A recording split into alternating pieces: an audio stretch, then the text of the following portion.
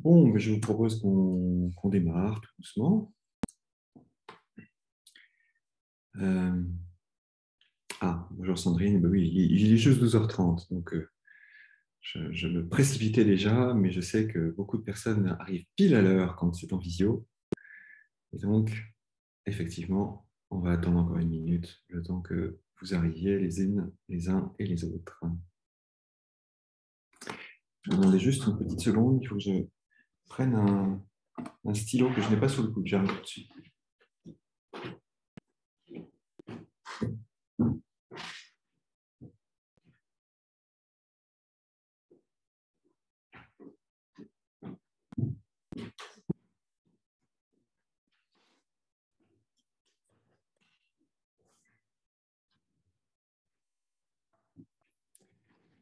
Bien, merci d'être là ce midi pour ce live. Bienvenue à toutes et à tous pour ce moment de partage autour du thème de la méditation au travail. J'imagine que si vous êtes là, c'est que vous avez soit une pratique, soit des questionnements par rapport à ça, soit vous êtes simplement curieux, ce qui est super déjà, formidable. Donc bienvenue en tout cas à toutes et à tous, quelle que soit l'intention que vous posez dans ce live. Alors, on a la chance d'être sur Zoom et donc la possibilité de pouvoir échanger aussi. Et donc, on prendra un petit moment d'échange dans quelques instants. Mais peut-être en préambule, vous dire déjà qui je suis, puisque peut-être certains d'entre vous me connaissent, ou de près ou de loin. On s'est voilà, sur les réseaux, ou sur mon site, ou lors d'une action ou d'une autre dans une entreprise. Et puis d'autres ne me connaissent pas du tout. Donc, c'est l'occasion de prendre le temps, quelques instants, pour vous dire qui je suis. Euh, je pratique la méditation depuis 2014, depuis 20 ans, et je l'enseigne en fait depuis 2014 à Lille. Et j'ai un passé d'entrepreneur. J'ai très longtemps dirigé des entreprises, j'en ai créé 7, à chaque fois avec un bonheur immense, dont des entreprises solidaires au Cambodge. J'ai vécu pendant 3 ans. Et quand je suis revenu en fait du Cambodge en 2013, je suis revenu en France, je pensais qu'il fallait que je trouve un travail, mais les accidents de la vie précédents, le Cambodge m'avait laissé à la fois sans argent, sans emploi, sans entreprise du coup.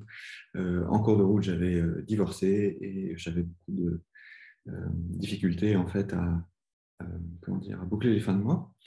Et en fait, quand je suis rentré en France, donc il y avait plus rien de ce que j'avais quand je suis parti. Et c'était intéressant comme période. Et je vous dis ça parce que ça donne un sens, une coloration peut-être à la pratique de la méditation. À ce moment-là, j'ai pris ça en fait comme un grand moment de joie. Alors, on n'est pas obligé de me croire, hein, mais franchement, c'était un moment étonnant. Un matin, je me souviens sur la table de ma cuisine, j'ai pris une feuille. J'étais chez des amis, enfin sur la table de la cuisine de chez des amis, et j'ai pris une feuille et puis j'ai commencé à écrire qu'est-ce que j'avais envie de faire de ma vie. Et c'est vraiment la question du coup du sens qui était posée là, beaucoup plus que de la survie, alors que j'étais vraiment dans une posture où j'avais besoin de survivre.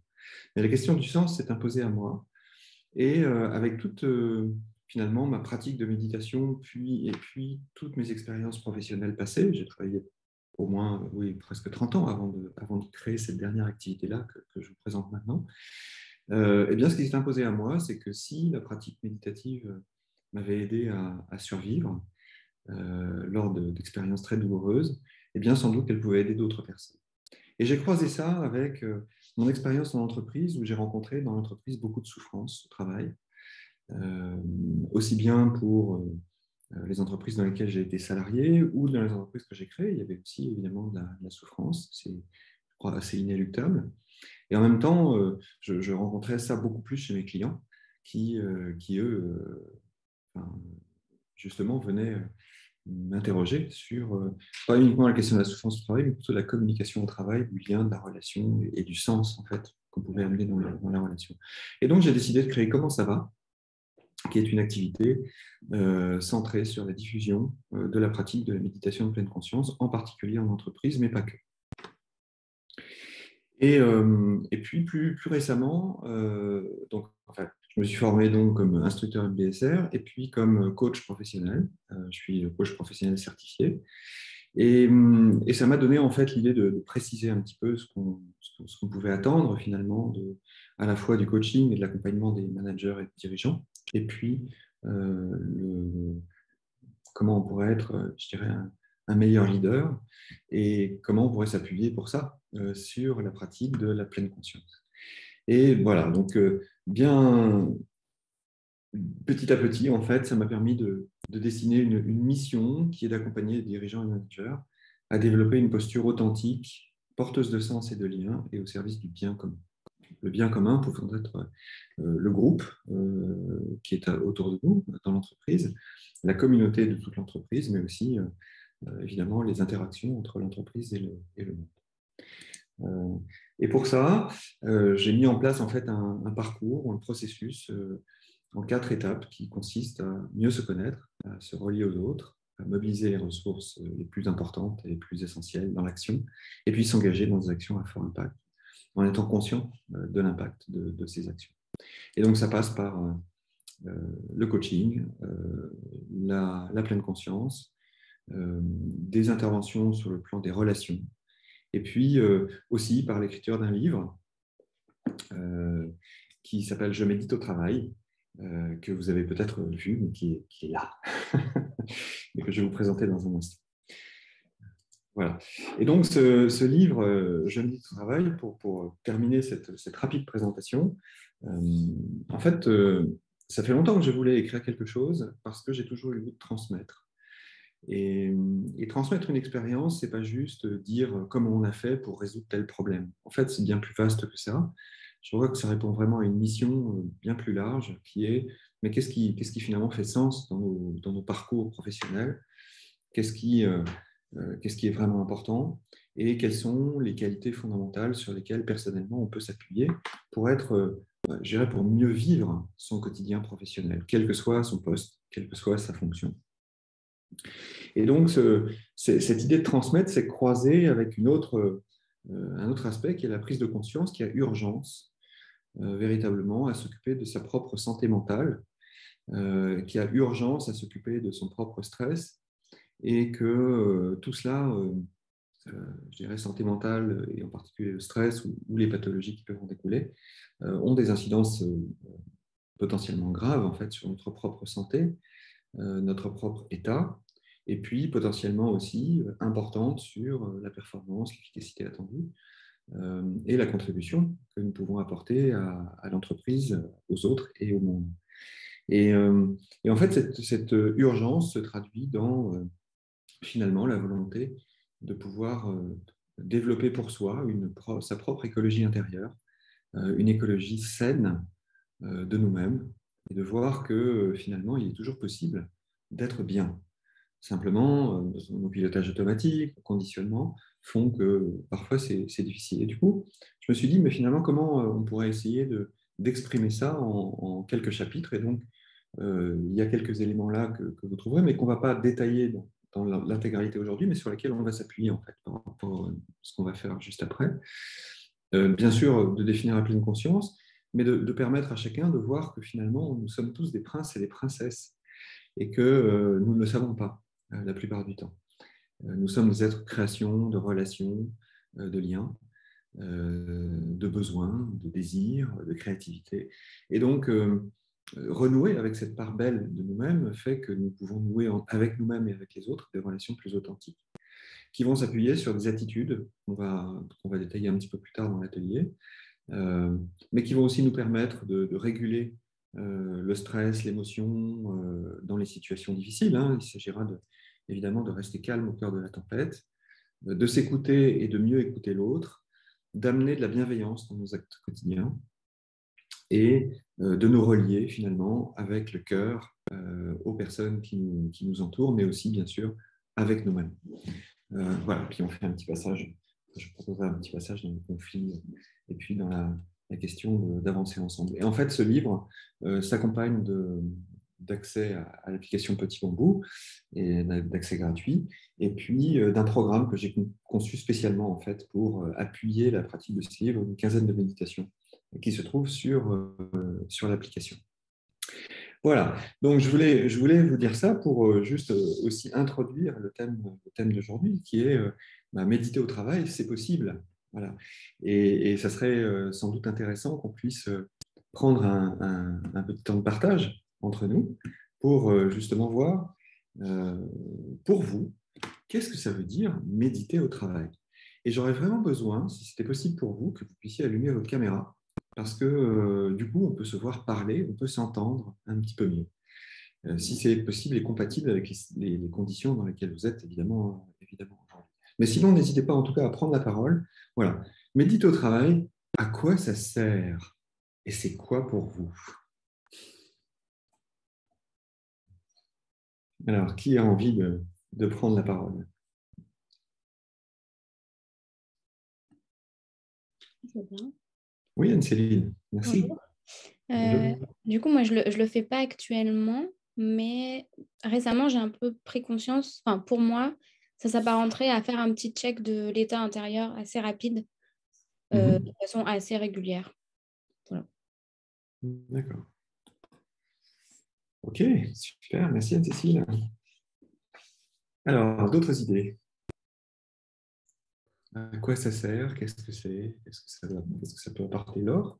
Alors, moi, en ce qui me concerne, bon, c'est assez récent que j'ai découvert, je suis abonnée à Petit Bambou, c'est pour ça que je suis là aussi aujourd'hui. Et j'étais au rencontre de la pleine conscience, c'était vraiment un grand moment. Euh, Moi, j'utilise la méditation pas régulièrement parce que je n'ai pas encore le réflexe, mais ça me permet de faire un petit stop quand tout s'accumule d'un seul coup et que du coup, je me trouve avec une liste de choses à faire où je ne vois plus où sont mes priorités, par exemple. Et donc, ça me permet de faire un stop et de me dire, bon, on va s'arrêter. Qu'est-ce qui est vraiment le plus important pour moi? Est-ce que j'ai le temps de tout faire? Pour moi, ça serait ça. Hmm. Voilà. Ok, super. Merci beaucoup, là. Je vous en prie. Alors, un autre partage? Qu'est-ce que la méditation au travail? À quoi ça sert? Qu'est-ce que ça peut apporter?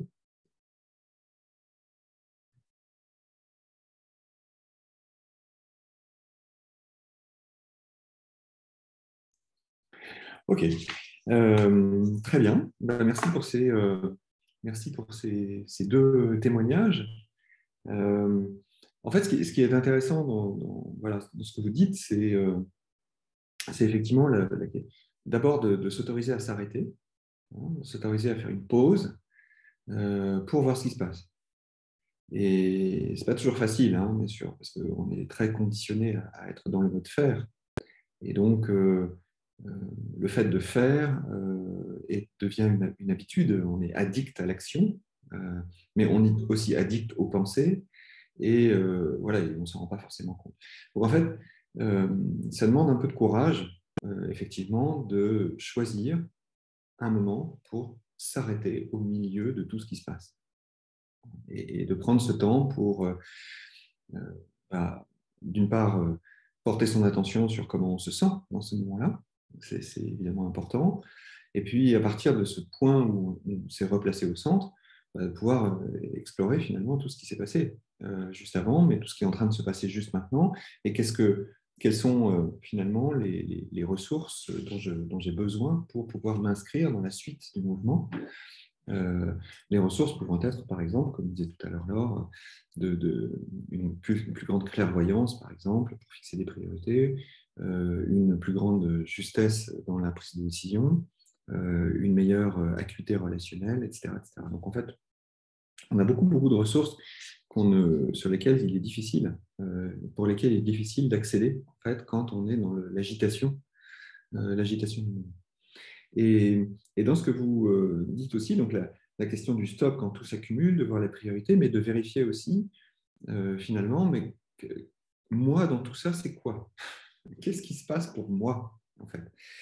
Et vous voyez, parce que souvent, notre attention est déportée.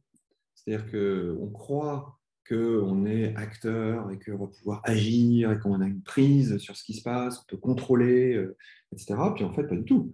La réalité, c'est que l'immense majorité de ce qui nous arrive n'est pas du tout contrôlable. Et donc, la première étape pour cesser de vouloir tout contrôler, ce qui demande énormément d'énergie et finalement est pas toujours opérant, même pas souvent opérant et efficace, c'est effectivement déjà de se replacer là où on est vraiment et de voir quelle est notre possible contribution à ce qui est en train de se dérouler. Contribution positive ou contribution qui a été peut-être dans le passé un petit peu moins positive. Et le fait de regarder ça nous permet de nous recentrer sur véritablement ce que nous sommes capables de faire de manière ajustée, c'est-à-dire qui est bon pour nous, bon pour l'autre et bon pour la situation. Et donc, on se réinscrit dans une logique de contribution, beaucoup plus que de tension à faire, où on a finalement perdu le sens à la fois de la situation et puis de notre action. Donc, c'est cette question du recentrage. Donc, c'est très intéressant. Et les bénéfices, en fait, de ça, en fait, il y en a beaucoup, hein, mais en particulier des bénéfices relationnels. Le fait de se mettre à l'écoute, finalement, de qui nous sommes et de ce que nous ressentons au moment où tout se passe, et de nous relier de cet espace-là à tout ce qui est en train de se dérouler, change complètement notre posture relationnelle. Et nous invite à plus d'authenticité et à moins de freins à exprimer, par exemple, un avis, une opinion ou un feedback. Voilà. Il y a des pratiques de feedback, j'en décris quelques-unes dans mon livre, qui sont très intéressantes. Mais on ne peut finalement faire ça de manière positive et se réengager positivement dans la relation que si à un moment, on retrouve de la stabilité en soi-même. Donc ça, c'est un des bénéfices. Évidemment, il y a un bénéfice sur la gestion ou la régulation des émotions. J'imagine bien que dans votre quotidien, comme dans le mien, on est tous soumis à des élans émotionnels que nous avons parfois du mal à canaliser. Et c'est tout à fait normal. C'est absolument normal. Mais la difficulté là, c'est que parfois, nos émotions ne servent pas la situation et ne nous servent pas dans la situation. Et typiquement, vous pouvez le voir quand un collègue, moi j'ai eu le cas dans un accompagnement il n'y a pas très longtemps, d'un manager, où il me disait, mais je ne comprends pas, Antoine, je ne sais plus comment il s'appelait, enfin, je vais dire Antoine, est arrivé ce matin, il était de très mauvaise humeur et je m'en suis pris plein la tête. Je dis, bon, mais alors, est-ce que tu peux me décrire ce qui s'est passé? Il me dit, en fait, j'ai rien dit, il est arrivé, puis il a commencé à m'agresser, etc. Je dis, très bien, qu'est-ce que tu as fait? J'étais tellement en colère que je l'ai renvoyé, je lui ai ordonné d'aller dans son bureau et de se calmer. C'était intéressant. Parce que, vous voyez, donc la situation est la situation, donc il n'y a pas à juger, ça bien sûr. Mais ce qui est intéressant, c'est de voir que l'élan émotionnel ou l'impulsion plutôt émotionnelle de ce manager à ce moment-là ne servait pas du tout la situation. Et l'invitation, en fait, aurait pu être tout à fait différente, ce qui était une invitation de créer un espace d'écoute, de dire, mais qu'est-ce qui est en train de se passer pour toi? Qu'est-ce que tu ressens? Et de constater très, très rapidement que finalement, il n'y était absolument pour rien. Et qu'il avait besoin simplement d'un espace pour déposer quelque chose. Donc, c'est quand même un rôle important du manager et du leader que de créer ces espaces pour que les personnes puissent déposer ce qu'ils ont à déposer et de vérifier finalement quelle est la teneur profonde en fait de ce qui est en train d'être exprimé. Et puis voilà, on n'est pas là pour guérir les personnes, mais par contre pour offrir en fait suffisamment d'espace pour qu'elles puissent vivre de manière sereine. Voilà. Et donc cet espace comprend des espaces de parole et d'écoute. Donc la relation, les émotions, et puis bien sûr la régulation du stress. Et là, on a de quoi faire dans nos organisations. On a vraiment de quoi faire pour soi d'abord, et puis ensuite éventuellement pour contribuer à ce que les personnes qui travaillent avec nous aillent mieux. Mais d'abord pour soi. Et donc le stress est un processus que nous partageons tous, qui est toujours le même, en fait, qui commence par une stimulation et qui se termine par une réaction, par l'expression d'une réaction. Et donc, c'est assez intéressant quand on se pose, en particulier quand on se pose en groupe, et quand on prend ce temps ensemble, de voir que finalement, on partage tous ce processus. Exactement le même. Mais Ceci étant dit, ça ne règle pas notre problème. Voilà. Mais le fait d'en prendre conscience, par contre, nous permet de voir quelles sont finalement les stimulations qui viennent nous percuter et qui font que nous entrons dans un état de stress. Ça, c'est possible. Donc, en fait, là, il y a plusieurs questions que la pratique en fait, nous enseigne. Hein. C'est finalement quels sont les stresseurs. Et donc, à force de reconnaître dans les situations de stress, au moment d'une pause, que le stress est présent en nous, et bien, petit à petit, on peut remonter un peu le fil des situations et voir que, de manière assez familière et régulière ou récurrente, c'est à peu près toujours les mêmes conditions qui provoquent à peu près toujours la même réaction. Et donc, nous avons le choix, là, de changer une partie de ce processus pour vérifier que finalement, on peut tout à fait se trouver moins stressé dans les situations habituelles. Donc ça, c'est quels sont mes stresseurs, qu'est-ce qui me stresse, hein. Et puis, dans ce travail d'exploration en fait, intérieure, on va rencontrer aussi, mais finalement, quelles sont mes réactions au stress. Donc là, il y a quatre grands types de réactions, mais ces 4 types de réactions, on peut les reconnaître assez facilement en nous. Et là aussi, se dire, mais finalement, je repère les conditions, mais je vois aussi les réactions, et peut-être que ces réactions peuvent être modulées ou régulées de façon à ce que je ne monte pas systématiquement dans les tours dès qu'il y a le moindre petit problème qui se présente dans ma vie quotidienne. Et donc, ces 4 réactions, c'est les réactions corporelles. Donc, il y a des stress et des sensations du corps, hein, qui sont très, très caractéristiques du stress. La transpiration, les pupilles qui se dilatent, les tremblements, de l'agitation physique, des désordres digestifs, le cœur qui s'accélère, les poils qui se dressent, etc., etc. Donc, il suffit d'observer un chat, hein, qui est en situation d'attaque. Vous allez voir très bien ce que c'est que le stress. C'est exactement comme ça que ça se passe pour nous aussi. Nous sommes des grands chats. Nous sommes des grands animaux dotés de conscience. Donc ça, c'est les réactions corporelles.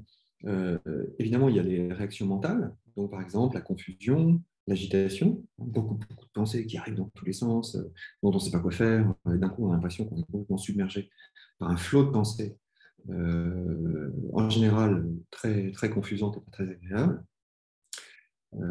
Avec des pensées d'auto-jugement en particulier. Je ne vais pas être capable, je ne suis pas à la hauteur, comment ça se fait, pourquoi ça m'arrive encore à moi, c'est toujours la même histoire, c'est toujours sur moi que ça tombe, patati patata. Ça, on connaît. Hein. Enfin, peut-être que ça, j'espère que ça vous parle, parce que parfois, c'est assez caractéristique en tout cas. Voilà. Donc, le corps, les pensées, les émotions. Hein, le troisième porte d'entrée du stress, ce sont les émotions. Donc là, on peut repérer qu'il y a des émotions qui nous traversent. Donc, souvent, quand c'est du stress, c'est de la peur ou de la colère. Et ensuite, il y a d'autres choses qui arrivent, mais c'est essentiellement ça. Mais on peut être aussi accablé par la tristesse, ou par la honte, ou par la surprise, ou par le dégoût, ou par d'autres émotions, bien sûr. Ce n'est pas exclusif. Voilà. Et là, ce qui est intéressant, en fait, c'est quand on prend le temps de la pause, c'est qu'on va repérer en fait, la nature même de l'émotion. C'est-à-dire qu'on ne va pas essayer forcément de la qualifier comme étant de la colère, de la tristesse, de la peur ou autre chose. On ne va pas non plus essayer de la faire partir. On va plutôt essayer de ne rien faire du tout et puis d'observer. Et de voir que finalement, cette émotion, elle monte très très vite et puis elle redescend très très vite aussi. Le cycle très court en fait, d'une émotion, c'est 15-20 secondes en fait, une émotion. Donc ça va très vite.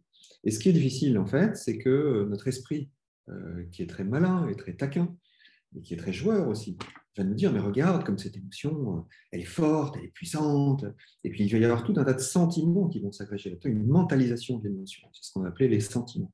Les émotions et les sentiments, ça va avec. Où là, on va pouvoir se sentir frustré, coupable, désavoué, agressé, etc. Donc, la suite. Donc ça, on va pouvoir l'observer, et ça va être intéressant, parce que finalement, si vous faites l'expérience de vous laisser traverser par une émotion, vous allez voir que finalement, elle ne fait que vous traverser. Et il ne se passe rien d'autre que ça. Et du coup, vous amenez un regard à la fois apaisé et bienveillant vis-à-vis de vous-même pour vous dire, finalement, effectivement, ça n'est qu'une émotion. Ce n'est pas la fin du monde. Voilà. Donc, ce n'est pas si facile que ça, hein, je vois comme ça, mais je vous donne en fait des clés, hein, pour évidemment, mais la vraie clé dans la pratique, et on va pratiquer un petit peu juste après. Voilà. Donc, la troisième porte d'entrée, c'est les émotions et les sentiments. Puis la quatrième porte d'entrée, qui vous permet de voir que vous êtes en stress, c'est les comportements. Donc, vous voyez, par exemple, vous commencez à marcher vite, quand vous commencez à renverser votre tasse de café ou un verre d'eau, quand vous parlez vite, quand vos gestes sont saccadés. Vous voyez, donc c'est des comportements, en fait, qui sont des comportements typiques de réaction quand vous êtes en sous-stress et qui sont intéressants à observer aussi. Tiens, c'est intéressant que depuis 10 minutes, en fait, j'ai renversé un verre d'eau, j'ai fait 3 fautes de frappe dans un mail, et en fait, j'ai raconté quelque chose à quelqu'un qui n'a rien compris. Donc, c'est assez intéressant de dire, ah oui, tiens, donc peut-être que je suis sous stress. Ça va peut-être le coup de s'arrêter, et puis de regarder un peu ça, et de se dire, tiens, comment je me sens là, justement. Voilà.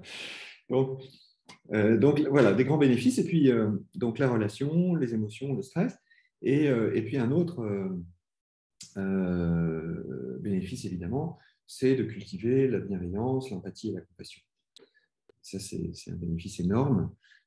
C'est peut-être le plus beau bénéfice qu'on puisse retirer, parce qu'il ne s'agit pas de vouloir régler le problème du stress, il s'agit plutôt de cultiver une capacité à réguler, en fait, ce qui est à réguler, pour pouvoir se relier à la plus belle partie de nous. Et Dieu sait si on a besoin de cette partie-là pour vivre en communauté.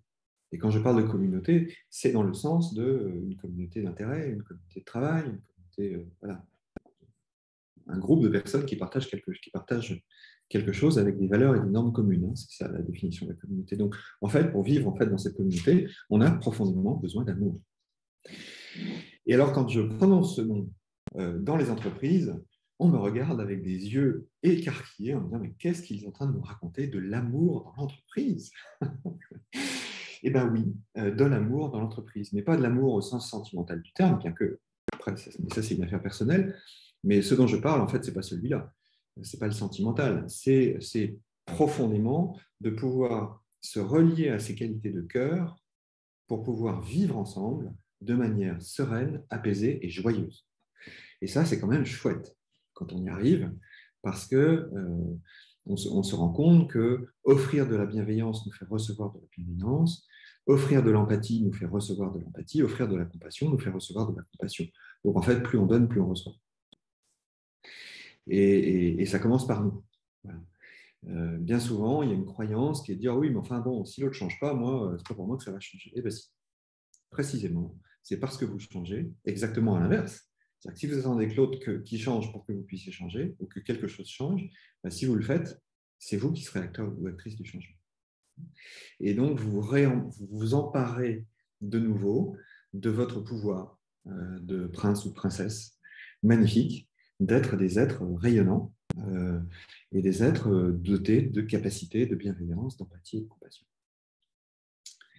Voilà, tout ça dans le cadre, évidemment, de l'entreprise. Mais je voulais vous citer ces 4 bénéfices, ces 4 grands bénéfices, relation, émotion, stress, bienveillance, empathie, compassion, parce que c'est quelque chose qui est très important, en fait, dans notre vie quotidienne, et c'est particulièrement important dans les situations où le monde est quand même très inquiétant, incertain, changeant rapidement, et avec des défis qui sont des défis énormes. Donc, on est quand même dans un contexte qui est assez difficile et que nous avons besoin en fait, de trouver des territoires à occuper qui soient des territoires de paix, profondément paisibles. Et ces territoires, il ne nous appartient qu'à nous de les rencontrer, et de les explorer et d'y trouver évidemment de la joie. Et voilà. Et tout ça a un énorme impact sur l'efficacité et la performance. Voilà, donc c'est une longue introduction finalement, je ne pensais pas être si long. J'espère en tout cas que ça vous parle, que c'est quelque chose qui génère chez vous un élan, voilà, quel qu'il soit, mais quelque chose qui vous invite à bouger un petit peu, à changer quelque chose ou à vous mettre un petit peu en mouvement. Voilà, est-ce que vous avez envie de prendre juste quelques secondes, quelques minutes de commentaires ou de remarques, et puis ensuite, on passera à un moment de pratique. Est-ce qu'il y a des voix qui souhaiteraient s'exprimer sur ce qui vient d'être partagé? Volontiers, Stéphane. Oui, merci Karine. J'apprécie beaucoup cette introduction qui me parle forcément. J'ai très envie de pouvoir mettre en place et de partager mon expérience de méditation pardon, sur mon lieu de travail auprès de gens qui ne connaissent pas, qui ont même des a priori. Sans parler méditation, ça permet d'épurer un tout petit peu les choses et de partager cette notion de bienveillance pour que le lieu de travail soit un lieu de paix, de sérénité, d'action beaucoup plus positive, mieux pensée les uns envers les autres. Savoir que j'évolue dans le milieu de la santé et que ça me paraît être aujourd'hui encore plus qu'hier un incontournable. Donc, tout ce qui est la relation à l'autre, la bienveillance, l'empathie, les émotions, ça fait partie du quotidien, du monde du travail ou du monde personnel. Je pense que c'est très agréable de pouvoir penser, le mettre en relation les uns avec les autres. Voilà, particulièrement apprécié. Merci. Bah oui, vous avez raison. Mais voilà. Et en fait, c'est le mouvement. Ça peut démarrer par un mouvement individuel, hein, quelqu'un qui s'y met et voilà, et qui petit à petit, du simple fait en fait de changer soi-même, de se transformer intérieurement, petit à petit en fait fait que ça rayonne autour de nous, hein, inévitablement. Et donc il y a des suiveurs. Oui, non, c'est pas juste ça en fait. C'est une réalité en fait. C'est que n'oublions pas que nous sommes des êtres de rayonnement et que en fait ce que nous vivons fait l'objet pour l'autre d'une résonance empathique. Toujours. C'est les neurones miroirs qui fonctionnent et donc ça s'explique par la science. Enfin, tout ça est prouvé. Donc, et pour vous en convaincre, il suffit que vous croisiez dans le couloir de votre entreprise quelqu'un qui est en colère, ça ne vous met pas forcément en joie. Voilà, ça vous met plutôt dans un état de tension, même si, et c'est tout à fait non conscient, hein, c'est comme ça. Mais quelqu'un qui est très joyeux et qui vous croise en vous disant bonjour avec un grand sourire, quel est l'effet sur vous? Bien sûr que c'est un effet qui est plutôt souriant, se met dans une forme de paix joyeuse, quoi. Donc, vous voyez bien que le simple fait de changer soi-même son attitude et sa posture permet de faire rayonner en fait cette attitude et cette posture autour de vous. Et chacun prend ce qu'il veut. Chacun prendra la mesure de ce qu'il est capable de prendre. Donc la question, ce n'est pas de vouloir que tout le monde change et que ce soit toujours pour tout le monde exactement la même ambiance. Parce que nous vivons en fait des états intérieurs qui sont très différents les uns des autres et qui nous appartiennent. C'est notre part intime. En fait. Et ça, on ne peut pas le savoir et il n'est pas non plus à partager spécifiquement. Par contre, il y a une résonance de cœur, il y a une résonance d'ouverture à soi, à l'autre, au monde. C'est une évidence. Voilà. Donc, allez-y, lancez le mouvement. Ok. Une question, remarque? Oui, Karine, allez-y. Je remerciais tout simplement. Je vais tenter, je vais tâcher. Je pense que ça fait partie aussi foncièrement de l'être. Je crois que c'est quelque chose qui se calcule ou qui se programme, enfin, en tout cas pas chez moi. Et c'est une notion plutôt de spontanéité. Après, il y a des éléments à rapporter, donc forcément y réfléchir. Merci beaucoup, Stéphane. Merci. Ok, est-ce qu'il y a une autre voix qui voudrait s'exprimer? Et puis après, on prend un petit moment de pratique.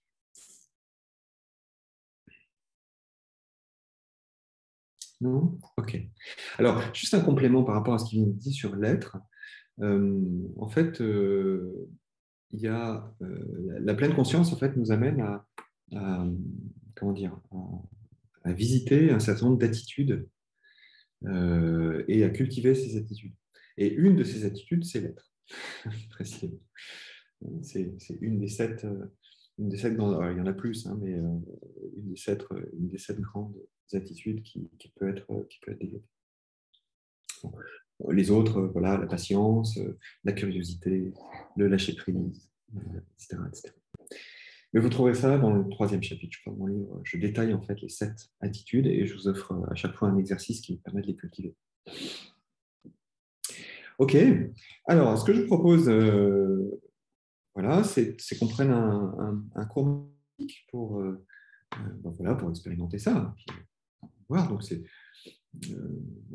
enfin, des pratiques, il y en a autant qu'on veut. Hein, donc, on peut pratiquer à peu près sur tout. Dans mon livre, il y a plus de 30 pratiques qui sont proposées. Sur l'application de Petit Bambou, il y en a 15 qui sont enregistrées, qui durent entre 5 et 20 minutes. Donc, vous avez vraiment de quoi travailler différents aspects. Là, ce que je vous propose, en fait, c'est de prendre un temps de pratique sur quelque chose de très, très simple. C'est de faire un peu l'état des lieux du moment, la météo intérieure, et juste voir comment ça se passe pour vous, pour maintenant. Ouais, tout simplement. Voilà. Puis en fonction de l'inspiration, peut-être qu'un autre sujet s'ouvrira pendant la pratique, mais on verra. Donc, je vous invite à prendre un moment pour vous asseoir confortablement, relâcher les épaules, venez déposer les mains peut-être sur les cuisses, et les jambes se décroisent, c'est important, les mains sur les cuisses ou l'une dans l'autre. Et puis, si cela vous va, vous pouvez inviter vos paupières à se fermer.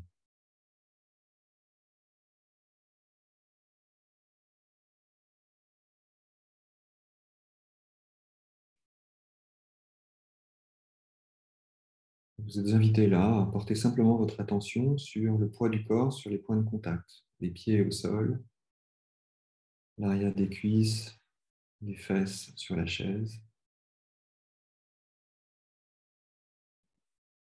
Juste ressentir le corps posé, assis.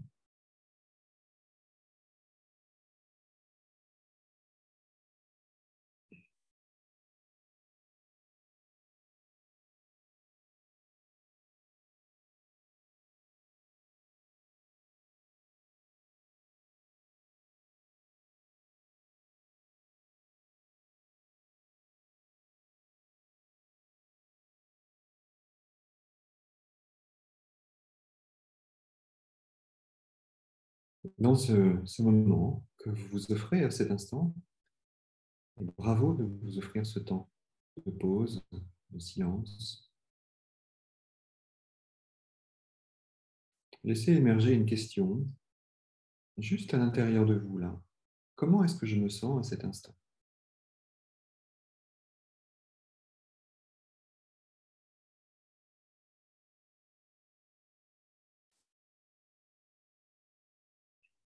Nous sommes au cœur de ce que nous pouvons faire dans la pratique, c'est-à-dire tourner le regard qui était peut-être porté sur l'extérieur de vous, vers l'intérieur de vous. Comment est-ce que je me sens?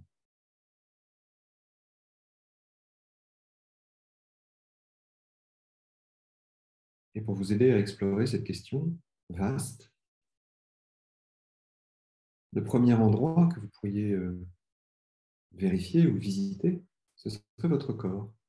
Comment est-ce que je me sens là dans mon corps? Quelles sont les sensations qui sont prédominantes? Quelles sont les autres sensations? Est-ce qu'il y a une tonalité générale des sensations?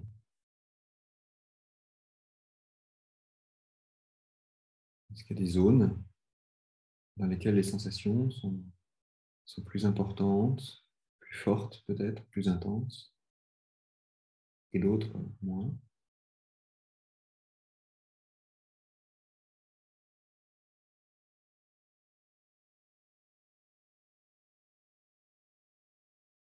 Invitation à simplement vous rencontrer à cet instant avec le corps.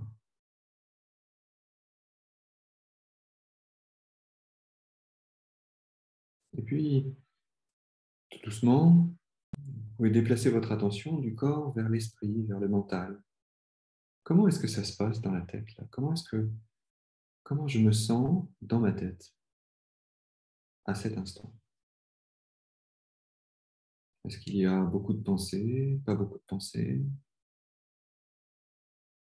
Est-ce qu'il y a quelque chose qui s'apparente à de l'agitation, ou plutôt du calme, ou quelque chose entre les deux. Juste voir, il n'y a rien à régler, il n'y a pas de problème, il y a juste une photographie à faire de tiens, mais comment c'est là-haut maintenant, dans ma tête.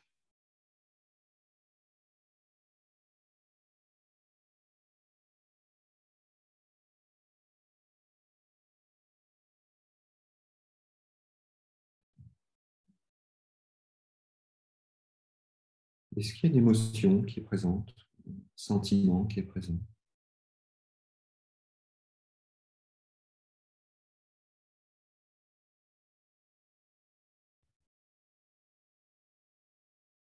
Et quelle que soit cette émotion ou ce sentiment, c'est OK.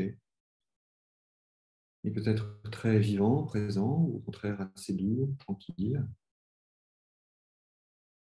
C'est juste l'invitation de vous laisser traverser par ce sentiment ou cette émotion sans retenir quoi que ce soit.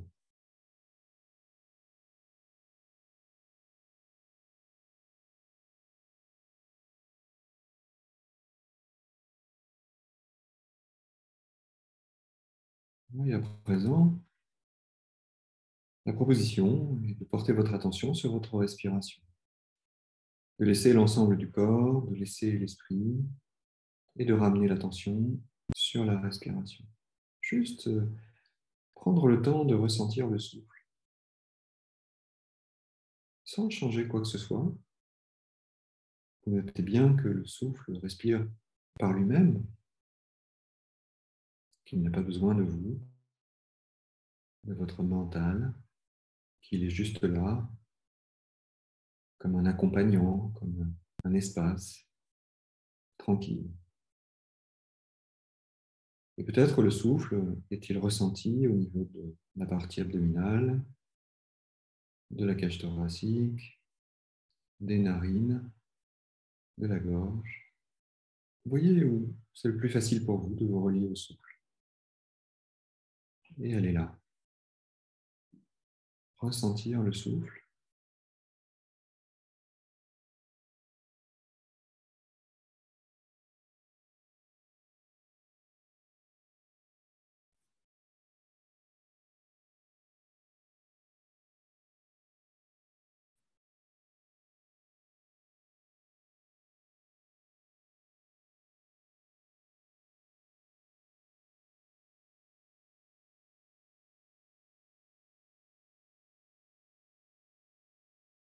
Et notez simplement que ce souffle est là avec vous, que vous pouvez faire confiance à ce souffle, qu'il se déroule comme il se déroule et c'est OK.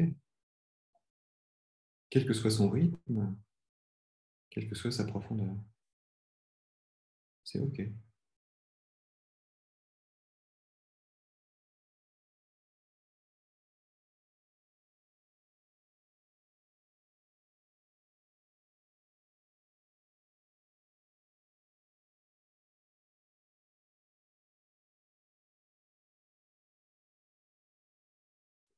Et peut-être dans cette attention au souffle, y a-t-il des pensées qui apparaissent et qui viennent vous distraire? Quoi de plus normal? Votre cerveau fonctionne, il crée des pensées. Mais si vous constatez que votre esprit est distrait, que votre attention est partie ailleurs que dans le souffle, l'invitation est simplement de ramener votre attention avec douceur et avec fermeté au souffle.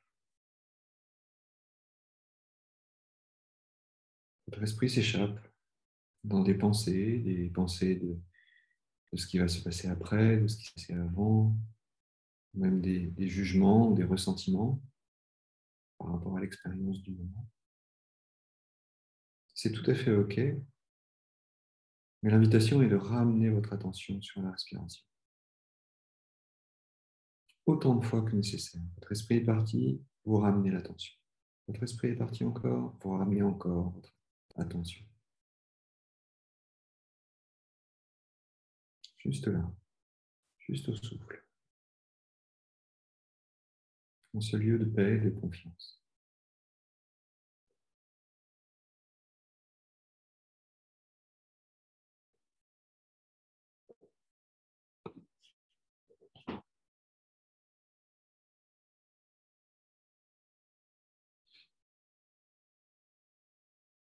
Dans un instant, nous allons pouvoir accueillir le son de la cloche de méditation qui marquera la fin de cette pratique, mais jusque-là, l'invitation est de rester dans cette écoute ouverte et bienveillante de vous-même avec le souffle. De rester dans le souffle du mieux que vous pouvez.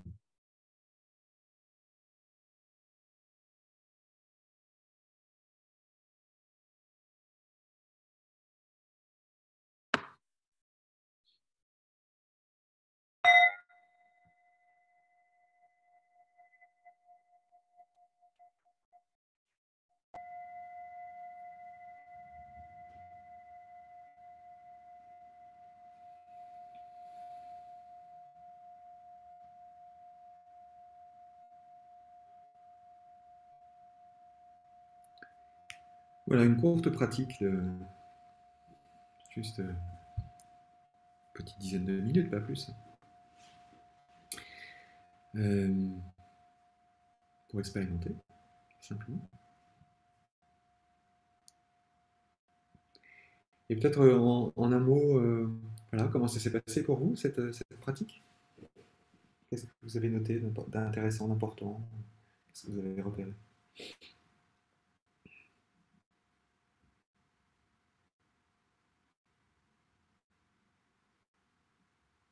Bon, tout le monde est le bienvenu dans les partages, hein. N'hésitez pas à prendre la parole.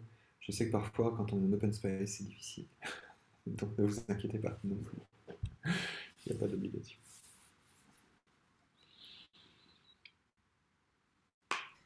Merci Stéphane pour cette méditation, pour cet instant partagé, de bien-être, de calme, de respiration, un instant d'intense bonheur et de bien-être. Merci. Merci Karine. Un autre partage? Alors, le livreur est passé chez moi. Donc, j'ai dû m'arrêter. J'ai eu un peu de mal à revenir et j'ai du mal à rester concentrée. Enfin, les pensées tourbillonnent dans ma tête et à chaque fois, les accueillir, revenir, c'est pas évident pour moi, même 10 minutes, hein, de rester calme et de se dire, allez, je reviens au souffle. C'est dur, moment compliqué. Mais ça fait du bien. Ouais. Ah, bah, j'ai pas dit que c'était facile, hein. Je plus sois, comme dirait ma grande sœur, c'est pas simple. Oui, voilà. Mais c'est intéressant, vous voyez, sur un exercice qui est très simple, hein. On fait un petit peu le point de météo sur ce qui se passe dans le corps, dans l'esprit, puis ensuite on reste sur la respiration pendant un petit moment, et puis on regarde, quoi. Et, et tout se passe en fait dans cet instant-là. Donc on n'a pas plus de pensée quand on médite. Simplement, comme on a arrêté le mouvement, en fait, on n'est plus perturbé par toutes les conditions extérieures. On s'est affranchi en fait de finalement la majorité de ce qui nous arrivait. Ou de ce qui arrivait de l'extérieur. Et donc du coup, bah, on voit la place qu'occupe les pensées finalement, dont on ne se rend pas compte quand on est pris en fait dans le mode faire. Donc c'est intéressant quand même de constater ça et de voir que parfois, et je rencontre surtout ça en entreprise, mais c'est aussi tout à fait vrai dans les programmes de pleine conscience NBSR que j'anime régulièrement, c'est c'est vraiment de se dire, bah oui, mais enfin, moi, j'y arrive pas, ça m'énerve, j'y arrive pas. Eh bien, bienvenue au club, c'est ça, on est vraiment dans la pratique. C'est-à-dire qu'on veut parfois être bon élève, on veut réussir quelque chose. Je vois Sophie et Karine. À bientôt, Karine. Ben, n'hésitez pas à prendre contact avec moi hein, si vous voulez en savoir plus. À bientôt. Voilà, et on se met dans la posture soi-même, en fait, de vouloir réussir quelque chose. Or, qu'est-ce qui se passe quand on laisse tout, en fait? C'est-à-dire quand on ne veut plus rien réussir du tout. Qu'est-ce qui se passe? Et c'est bien cette expérience-là, en fait, qu'on essaye de toucher. Voilà. Qu'est-ce qui se passe quand on s'affranchit d'un objectif ou d'un conditionnement à un objectif? Et d'expérimenter ça, en fait, est extrêmement intéressant parce qu'on voit que notre esprit est souvent pollué par tout un tas de choses qui n'ont pas d'intérêt, qui n'ont pas de sens et qui ne sont pas motrices et qui ne contribuent pas à un meilleur être non plus. Donc c'est intéressant. N'oublions pas quand même que 50, enfin, beaucoup d'études scientifiques convergent là maintenant, 50% du temps, on pense à autre chose que ce qui est en train de se passer, quoi. 50% du temps. Donc, ça nous encourage au multitâche, vous voyez. Combien de fois on mange devant son écran en train d'écrire un mail, en train de manger un bout de quelque chose et en train de regarder son téléphone pour autre chose. Vous voyez, c'est fréquent. Donc, on peut se l'avouer à soi-même. Et c'est pas du tout c'est pas, l'idée, c'est pas de se juger et du coup de se culpabiliser que ce soit comme ça. C'est plutôt d'accepter que ce soit comme ça. Et c'est OK. C'est OK que ce soit comme ça. Sauf que euh, le fait de le constater nous permet de voir que ça n'est pas tout à fait bénéfique pour nous.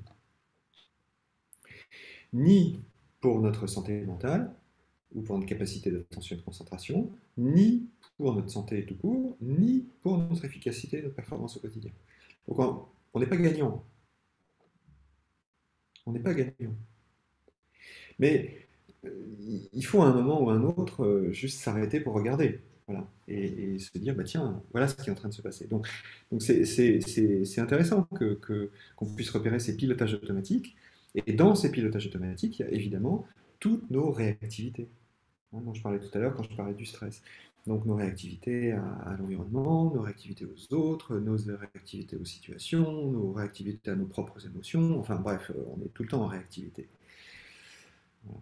Ce que le chemin que propose la pleine conscience, en fait, et la méditation au travail, c'est le chemin de repérer notre réactivité, de cesser d'être en permanence en train de réagir à quelque chose pour être dans la réponse à quelque chose. Et là, on se rend compte que si on commence à se dire, mais tiens, si j'ai un peu d'espace pour voir ce qui se passe, est-ce que j'ai besoin de répondre? La plupart du temps, non. Ça ne demande pas de réponse. Pourtant, habituellement, mon pilotage automatique, c'est il y a une réaction. Alors qu'elle n'est pas demandée. Elle n'est pas nécessaire. Et elle n'est pas contributive. Donc déjà, si on commence à s'affranchir un petit peu de ça, ne serait-ce qu'à la marge, ça change beaucoup de choses. Et puis petit à petit, on acquiert en fait cette capacité à ne plus être en fait en réaction, mais d'être dans une forme de réponse ajustée en intégrant tous les éléments en fait de la situation, y compris soi. Alors que, vous voyez, souvent, ah, bien, un problème à régler, il faut régler le problème. Mais le problème, c'est comme si c'était quelque chose d'extérieur sur lequel j'avais le pouvoir. Alors peut-être que j'ai un peu de pouvoir, hein, ça ne veut pas dire que j'en ai pas. Mais ça veut dire surtout que si je considère que c'est un objet extérieur, bah, je n'en fais pas partie. Or, cette situation difficile, j'en fais partie, parce que sinon elle n'existerait pas. Pour moi. Donc je suis dedans, évidemment. Je suis au centre de cette situation. Et c'est tout à fait différent du coup que de l'avoir de l'extérieur en essayant de toucher cette situation et puis de trouver une solution, que d'être au milieu et puis de regarder tout ce qui se passe et de se dire, bah, tiens, mais quels sont les leviers justes que j'ai? Et peut-être qu'il n'y en a pas. Et auquel cas, je peux décider de ne rien faire. Quand c'est à l'extérieur, je ne peux pas décider de rien faire. Je suis pris et aspiré. Vous voyez, donc c'est une posture hein, qu'on va cultiver qui est tout à fait différente. Et vous voyez bien que si on commence à s'affranchir de nos conditionnements et de nos réactivités, qui nous amènent à des réactivités très fortes, eh ben, on découvre un potentiel énorme en nous. Parce qu'on n'est plus coincé dans des habitudes mentales qui nous conditionnent à toujours faire la même chose à des situations qui sont forcément différentes à chaque fois. Donc, on retrouve en fait on retrouve un potentiel, et ce potentiel, il est lié au fait que nous ressentons et que nous pensons. Et que nous ne sommes pas uniquement des êtres de pensée. Donc vous voyez, bah, mais je dis ça et en même temps, c'est assez normal que nous soyons des êtres enfin, que nous nous considérions comme des êtres de pensée, puisque en fait, à l'école, on a appris comme ça. Donc c'est tout à fait normal. Et comme on a tous appris à peu près la même chose, de la même manière, eh bien, tout notre environnement est conditionné de la même manière. Donc c'est tout à fait normal que ça se passe comme ça. Mais ça n'est pas salutaire. Donc, c'est intéressant quand même d'aller regarder ça de notre côté et puis de se dire, mais comment est-ce que je pourrais me sentir mieux en fait dans toute cette affaire et dans tout ce chaos parfois. Voilà, et ça nous permet de trouver de l'espace pour nous engager plus, nous engager mieux, en particulier de prendre des décisions qui soient plus justes, dans le sens plus ajusté aux situations, dans les limites de nos possibilités, sans vouloir jouer les super-héros et à vouloir changer le monde. Ça n'a pas de sens. Et c'est épuisant, surtout. Donc pour ça, en fait, il suffit de 10 minutes par jour, 10-15 minutes par jour, pas plus. Et ces 10-15 minutes, on les a en réalité. Quand on regarde notre journée de travail, c'est évident qu'on a ces journées. On a ce temps-là. Mais ce temps est occupé à autre chose. Donc, est-ce que c'est... donc, évidemment, quand on commence à regarder notre agenda, il y a un exercice sur l'agenda qui est assez... ça secoue un peu hein, quand on commence à regarder notre agenda, pour savoir si finalement, si je prends mon agenda de la semaine dernière, de toute une semaine, des 7 derniers jours, et que je retire une chose qui a été sur mon agenda où je dis non. Ce moment, je dis non, je le supprime. Qu'est-ce qui se passe? Comment je me sens? Ça crée en général une forte tension, parce qu'on a l'impression qu'il est indispensable ce moment-là. Et puis maintenant, si je regarde mon agenda avec ce trou, tous les jours, si je le remplace en disant je ne fais rien, à ce moment-là, qu'est-ce qui se passe? Et c'est très intéressant de faire cet exercice, je vous conseille de le faire, enfin il est sur l'application, hein, il est enregistré. Vous allez sûrement découvrir quelque chose qui vous appartient, donc je ne sais pas ce que vous allez découvrir, mais vous allez sûrement découvrir quelque chose dans votre relation au temps, dans la façon dont vous consommez le temps, dont vous occupez le temps, dont vous remplissez le temps.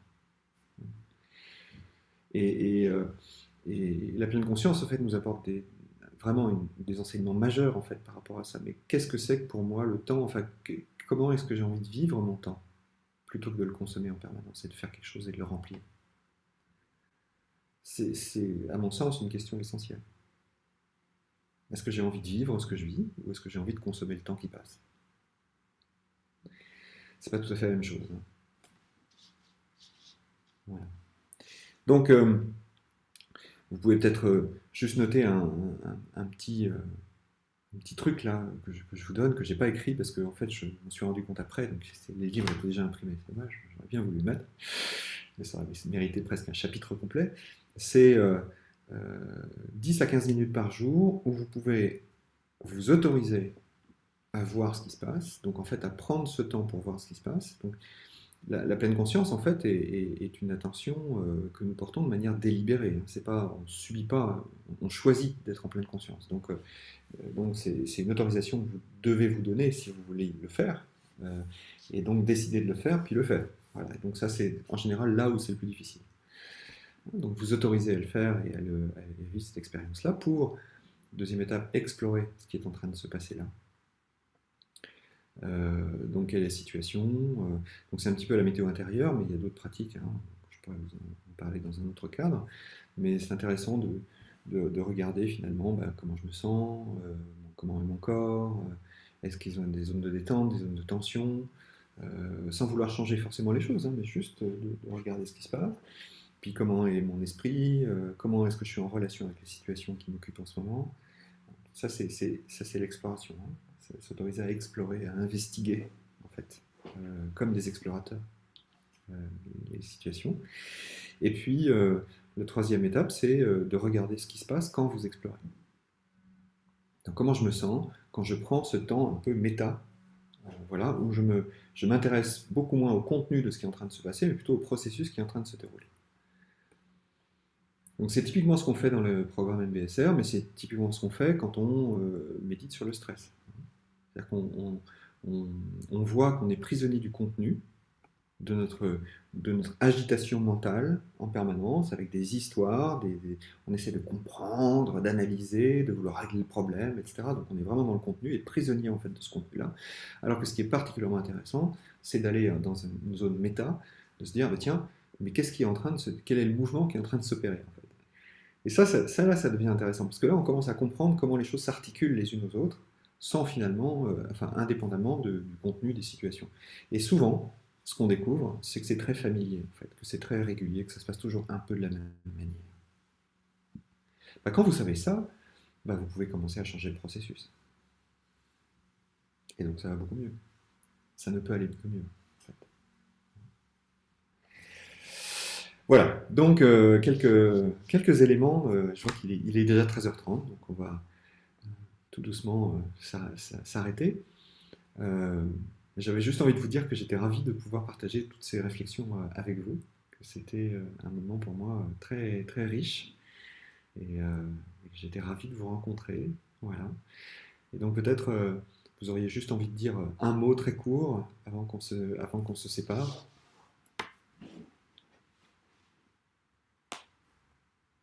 Merci. Ah oui, c'est court. Merci Laure. Merci, Lab. Merci beaucoup Ah voilà, c'est encore mieux. pour cette bouffée d'air frais. Bon, super, merci beaucoup Laure.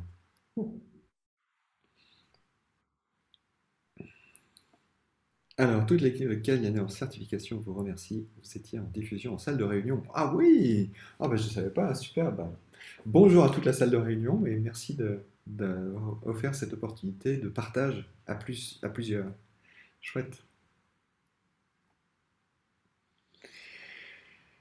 Ok, bah écoutez, à bientôt, j'espère. N'hésitez pas à contacter Petit Bambou, que je remercie vraiment chaleureusement de son engagement en fait, hein, dans ses partages, des moments de partage, c'est vraiment précieux.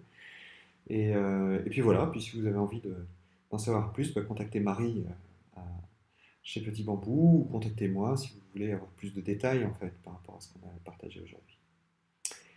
En tout cas, un grand merci de votre présence et bah, à très bientôt. Donc.